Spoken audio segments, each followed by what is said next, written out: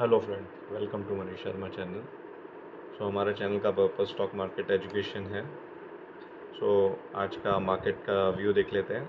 आज मतलब हम 22 को ये वीडियो बना रहे हैं। फ्राइडे है। Market was overall up by Sensex was up by 241 points, यानी कि 0.34%, मामूली सा growth. And Nifty was up by 94 and 0.44% growth. परसों के दिन जब हमने वीडियो बनाया था तब मार्केट में काफ़ी शॉर्ट फॉल आया था and it was significant and likewise Nasdaq was also down. एक व्यू आ रहा था कि मार्केट लॉन्ग रन में पॉजिटिव हो जाएगा, बिकॉज ग्लोबल मार्केट भी जब करेक्ट होता है कुछ टाइम के बाद मार्केट रिकवर हो जाता है। अगर इंडिया स्पेसिफिक इशू होता तो मार्केट रिबाउंड होने के लिए थोड़ा टाइम लेता। FII की सेलिंग जो आई वो आज आई 2829 crore, whereas DII domestic institution की बाइंग आई वो 2167। हमको लगता है कि ये जो मार्केट का रैली है ये रिटेल पार्टिसिपेशन के कारण है, बी इट थ्रू DII यानी म्यूचुअल फंड, और डायरेक्ट रिटेल पार्टिसिपेशन काफ़ी है। इस कारण से कभी जो फॉरेन सेलिंग आती है उसका इम्पैक्ट इतना गहरा नहीं पड़ता हमारे मार्केट्स पे। आज का टॉपिक है एयरलाइन बिजनेस, और एयरलाइन बिजनेस में क्या बड़ा पैसा बन सकता है क्या। दी आंसर से पहले let's see how airline functions. Airline business में सबसे बड़ा इनका एक्सपेंस होता है इनके aircraft lease expense, then is the fuel cost. जो कि आपने देखा होगा क्रूड ऑयल प्राइजेस में काफ़ी मतलब देर इज़ वॉलेटिलिटी, मतलब there price increase and that affects the margin of this airline company. And due to covid also काफ़ी एयरलाइन कंपनियों के बैलेंस शीट में there was loss, significant loss, because there was no passenger capacity. And जो fix cost होता है airline का, जैसे कि एयरलाइन लीज चार्ज या एयरलाइन परचेज कॉस्ट, ये एक सिग्निफिकेंट पोर्शन होता है, और एयरलाइन मेंटेनेंस होता है, तो ये सिग्निफिकेंट कॉस्ट होता है। उस कारण से एयरलाइन इंडस्ट्री में प्रॉफिट नहीं होता है। प्रोफेसर बख्शी ने बोला है कि in airline business you start with billion and you make million. मतलब यहाँ पे पैसा बनता नहीं है नॉर्मली। कुछ ऐसे हैवी गुड्स इंडस्ट्रीज होती है वहाँ पे पैसा बहुत मुश्किल से ही बनता है। We should not invest. Telecom is also one of it, because telecom industry में भी likewise you have to invest, keep on investing for new technologies, और मार्केट ऑलरेडी सेचुरेट हो जाता है। मतलब there are lot of tough competition between the other players, उसमें consumer को benefit होता है, but as a industry they are not doing good.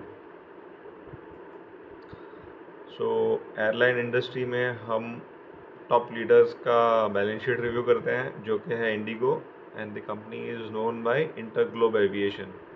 InterGlobe aviation के बारे में एक बात बताना चाहेंगे कि ये अराउंड 722 करोड़ का बिजनेस फूड एंड ब्रेवरेज से कमाते हैं, जो कि बारबेक्यू नेशन का फूड एंड ब्रेवरेज का रेवेन्यू है 721 crore.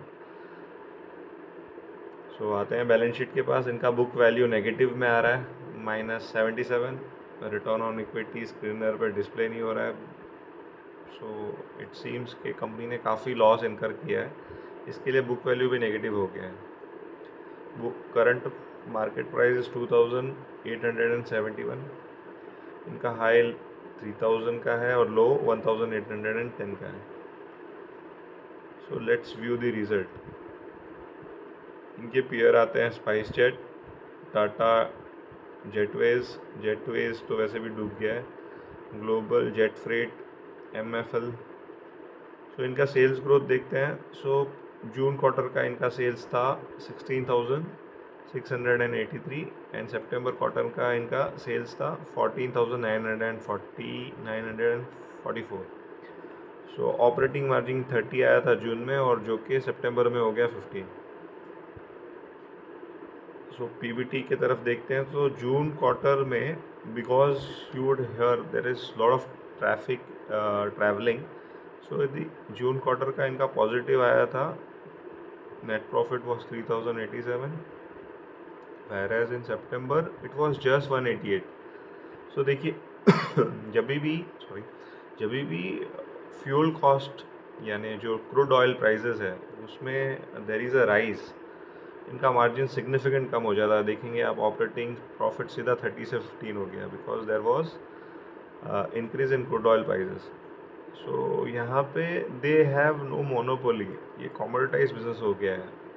Although Indigo is having 55% market share, still the result is not that good that you should invest in this kind of shares. और disclaimer के तौर पे बोल सकते हैं ये हमारा व्यू है, you may have a different view. If you have a gut feeling कि ये बिज़नेस अच्छा करेगा, so you can invest, but through past tradings and looking at the financials fundamentals of this company as a whole airline industry, we are very skeptical that we should not invest.